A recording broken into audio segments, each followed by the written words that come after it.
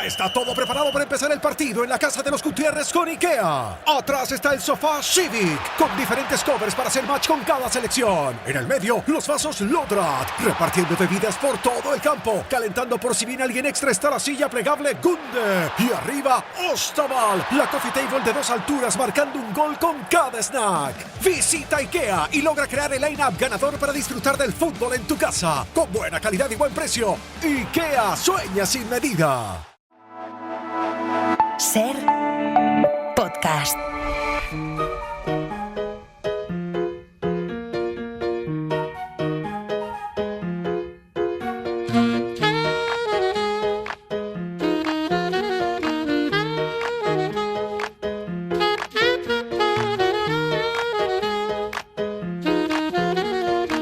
Coordenada 25 con Aimar Bretos.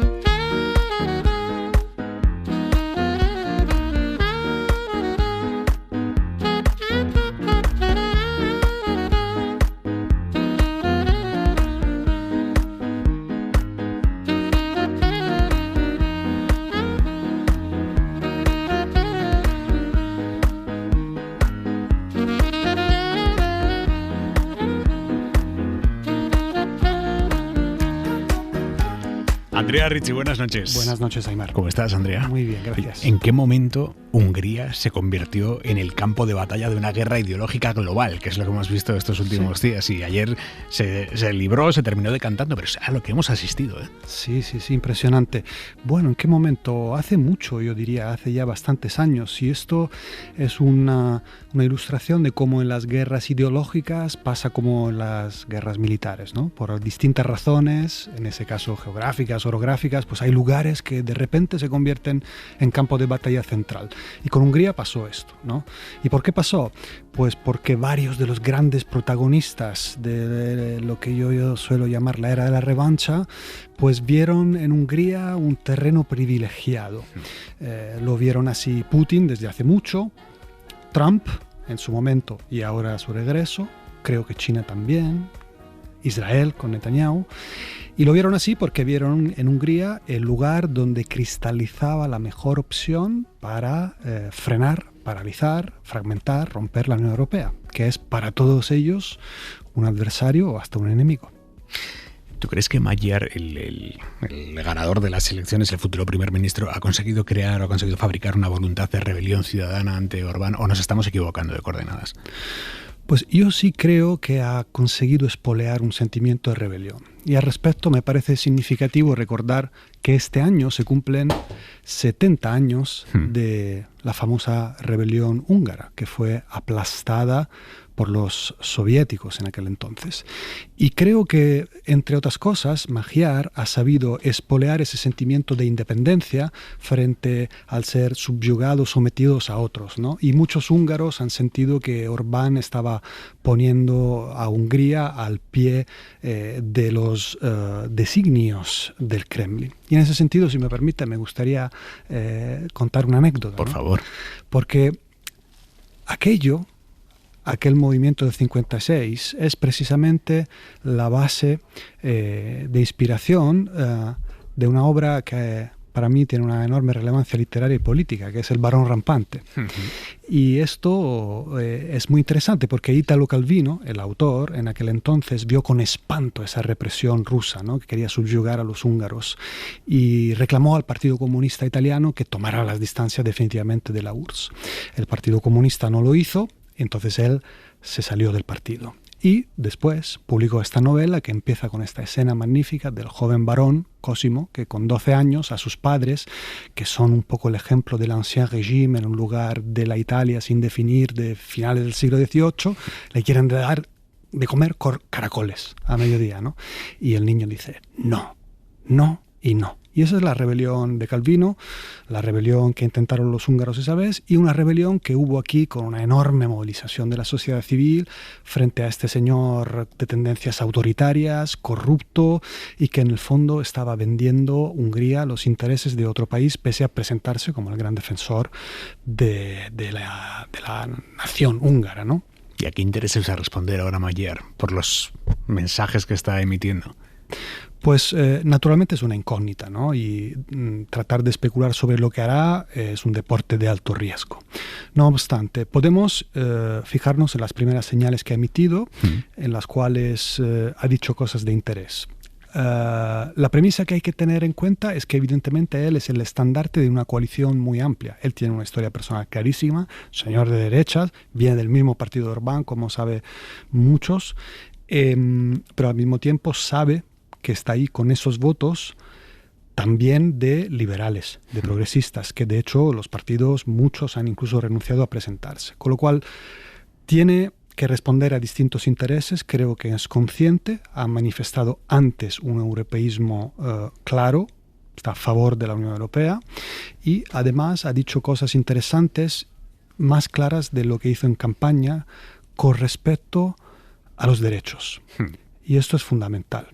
Y, por ejemplo, se ha referido hoy a la necesidad de que Hungría sea un país en el que no se castigue a nadie por pensar distinto de la mayoría y, desde luego, a nadie por amar a alguien de forma distinta de como lo hace la mayoría, que es algo fundamental en un país homófobo y represor como Hungría.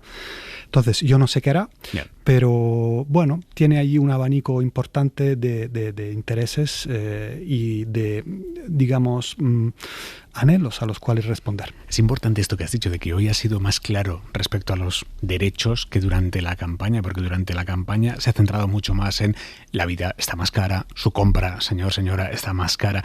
Yo no sé hasta qué punto han perdido las ideas de Orbán o la gestión de Orbán. Sí, esto es importante, es un elemento muy importante. Y yo creo que en buena medida ambas cosas.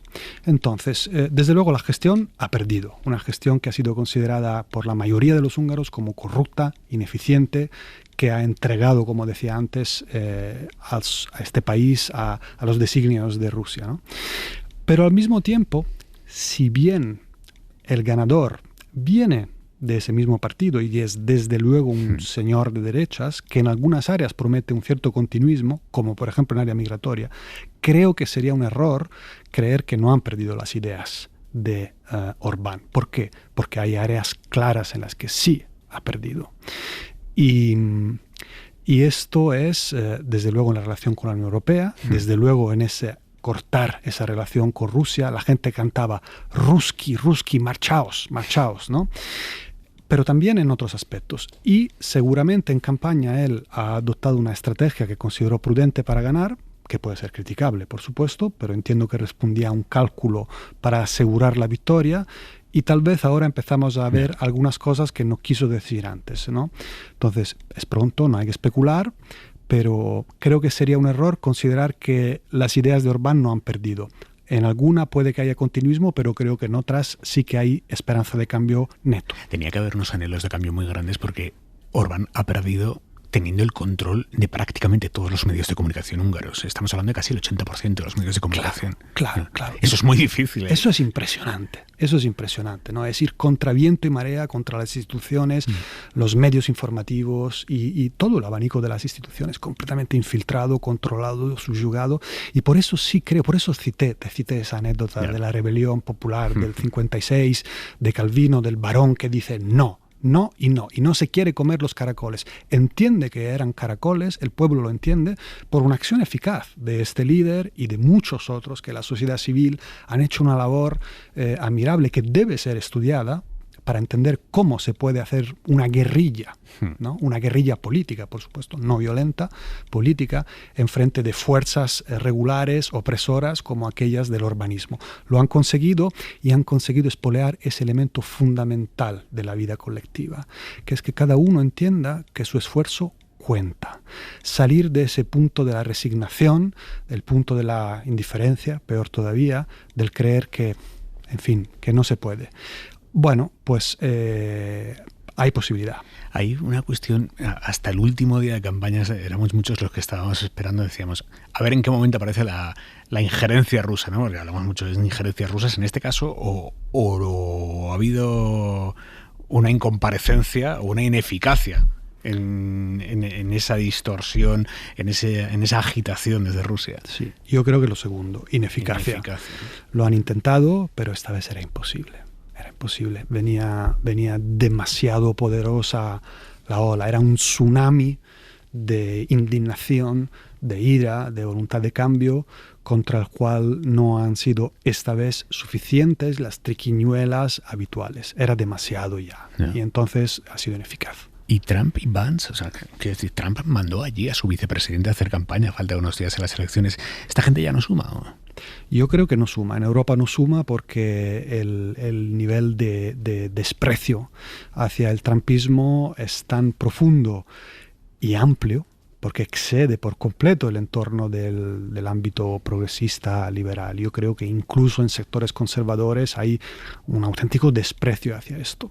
Entonces yo creo que algunos líderes del segmento ultranacionalista europeo que han sido hábiles y lo han entendido, yo creo que Le Pen y Meloni han empezado a recoger, se han ido alejando en los últimos meses, ¿no? Orbán no lo captó. Es interesante notar que, bueno, hay actores políticos no suficientemente listos para entender esto ni en este lado del Atlántico ni en el otro, porque los propios trumpistas yo creo que a esas alturas deberían entender que ese objetivo que tienen de cultivar la resistencia contra el proyecto de integración europea en Europa no lo van a poder alimentar y perseguir y conseguir precisamente acercándose a esos focos de resistencia, porque les cortan las alas, ¿no? No lo han entendido y han pagado un precio. Yo creo que eso va a ser una constante. Sobre alas, es verdad que una golondrina no hace un verano, pero no sé si crees que se está abriendo un proceso de reflexión incluso entre los votantes más ultras, quiere decir, incluso entre votantes más antisistemas, por llamarlos de alguna manera, que estén empezando a ver en Trump, en Putin, un peligro, que digan, oye, por ahí no, o sea, internacional ultra, que hasta ahora nos parecía medianamente sexy, un antisistema que nos ponía, pero por ahí no. Sí, yo creo que sí que hay un proceso de reflexión generalizado que entiende el significado del putinismo y del trumpismo. Y creo que esto es un movimiento que tiene una cierta fuerza política dentro del panorama europeo. No decisivo, y efectivamente no creo que podamos considerar que estamos ante una inversión de tendencia generalizada, imparable, pero sí que es un factor útil, importante, con el que se puede jugar, y además no es solo una golondrina, porque ya en Polonia Tusk pudo ganar. Y a propósito, ¿no? Estos episodios dan muchas lecciones, ¿no? Una de ellas es, por supuesto, conseguir frentes de resistencia, ¿no? Tanto en Polonia como en Hungría ha sido posible porque ha habido una convergencia que entraña grandes sacrificios, ¿no? Lo decíamos antes, hay partidos que han renunciado a presentarse, que es algo que plantea un dilema extraordinario, ¿no? Afortunadamente en Europa Occidental por lo general no estamos en situaciones tan dramáticas, pero hay que aprender lecciones, ¿no? Podrán venir bien en el camino y de esa y de otras, ¿no? De capacidad narrativa en redes sociales, precisamente cuando los medios tradicionales están subyugados, ¿no? Con la espina dorsal partida y tantas otras. Hablabas de Polonia. ¿Qué diferencia hay entre tú que los conoces bien, a los dos, entre los polacos y los húngaros? Bueno, pues yo creo que hay evidentemente un común denominador, que es el común denominador que viene de haber sido subyugados, ¿no? Durante esa parte de la historia tan dolorosa para ello que es la experiencia soviética, ¿no? Que les da ciertos reflejos.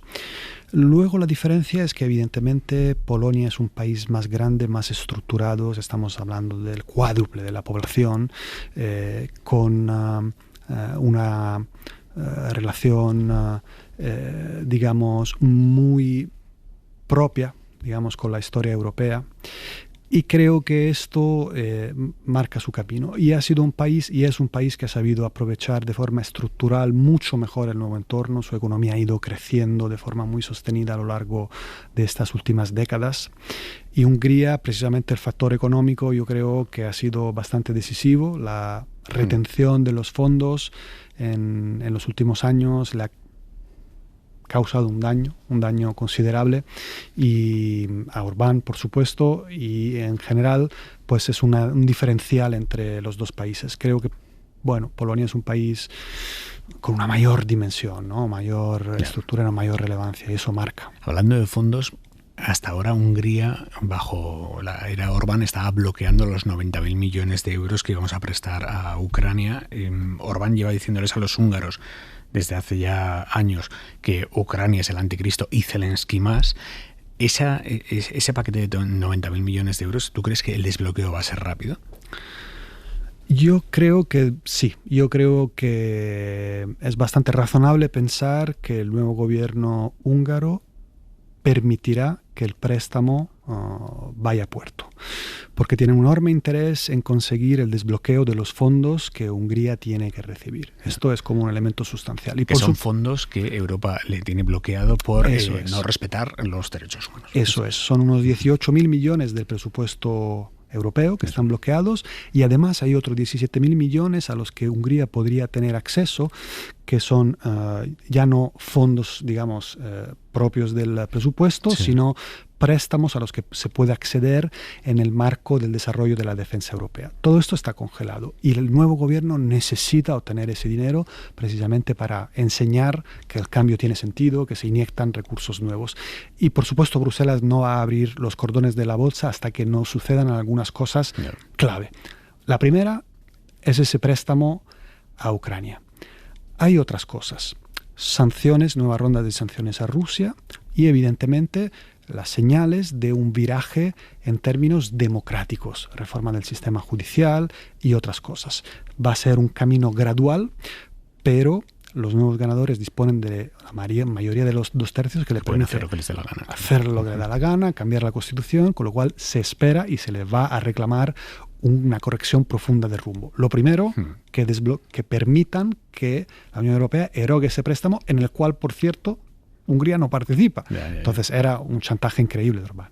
Y entiendo que las instituciones europeas tienen mucho interés en acompañar rápido este camino para demostrar, no solo a los húngaros, sino a todo el mundo, que este tipo de virajes salen bien. Por supuesto, hay muchas ganas de que así sea, pero al mismo tiempo lo que yo detecto es que habrá un punto de prudencia, porque hay muchas ganas de que esto vaya bien y que funcione y que se vea y que se note y que el que anda por el camino recto pues recibe apoyo de Bruselas, pero al mismo tiempo no van a querer, digamos, soltar los ases en la manga a la primera de cambio, ¿no? Porque, bueno, hay incógnitas en el camino, puede haber dificultades, es una coalición de distintos intereses, como decíamos al principio, que, bueno, puede tener problemas por el camino. En la propia Polonia hemos visto, ¿no?, que han surgido problemas, entre ellos que luego acabó elegido un presidente ultra que lo bloquea todo, ¿no? No es culpa de Tusk, pero ahí está. Entonces, Bruselas será, desde luego, benevolente, pero al mismo tiempo prudente. ¿Y qué va a pasar ahora con el eslovaco Fico? Porque hasta ahora Orbán conducía la moto, pero Fico iba en el sidecar de los quintacolumnistas rusos dentro de la Unión Europea. Ahora Fico se queda solo ahí. Se queda solito, sí. Y él en algún momento ha amagado con la idea de coger el bastón, ¿no?, el relevo, digamos, ¿no? Lo ha soltado por ahí en algún momento. ¿Pero tiene esa capacidad? No, yo creo que no. Porque así como establecíamos una diferencia antes, cuando me preguntabas entre Polonia y Hungría, evidentemente aquí hablamos de un país todavía más pequeño, con una economía todavía más frágil, que necesita recibir y que puede recibir muchos fondos. No se va a poder permitir esa resistencia numantina. Ahora, no despreciemos las maniobras de los buitres que revolotean en el horizonte mundial, ¿no? Lo decíamos al principio, ¿no? Como Hungría se convirtió en un campo de batalla crucial, como las Termópilas, Waterloo o, ¿sabes?, o Verdun. La historia hace cosas así, ¿no?, que de repente hay un sitio que se convierte en clave. Bueno, Hungría lo fue porque todos esos actores, incluido China, no solo Trump y Putin, China también ha usado a Hungría como herramienta para fastidiar a la Unión Europea. Le ha inyectado fondos de una manera increíble.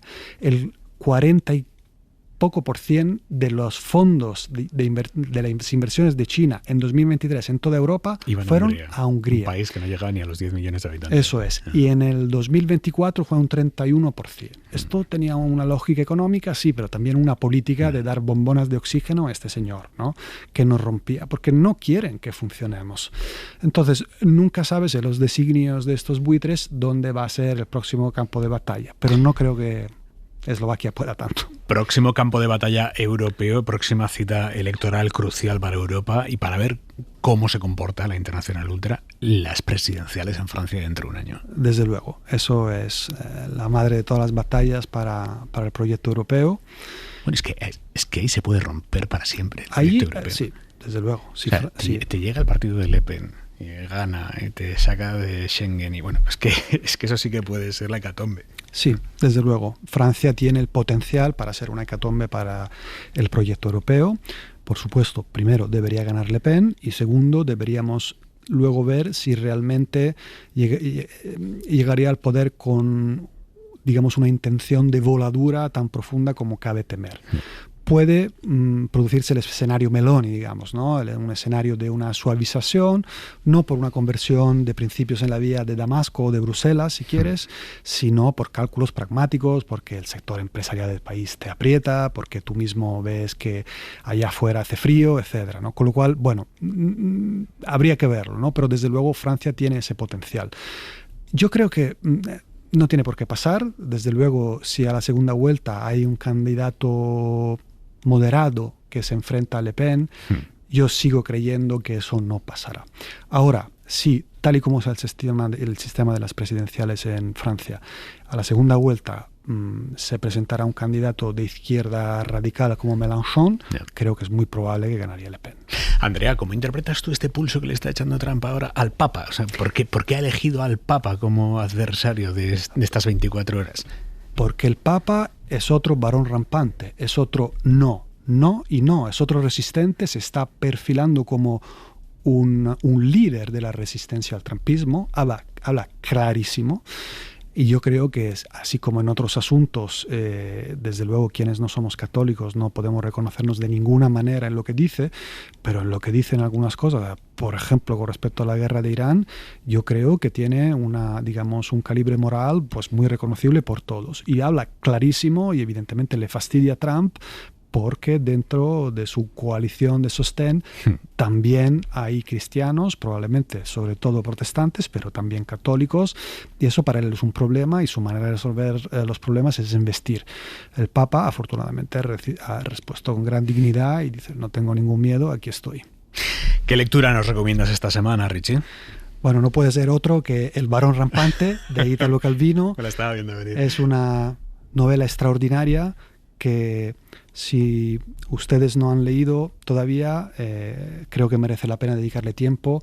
Es un viaje maravilloso, no desvelo el camino, pero a partir de ese no, el joven Cosimo saldrá por la ventana, se subirá a los árboles, desde allí conocerá el amor, montará bibliotecas, ayudará a los campesinos, hará muchas cosas resistiendo.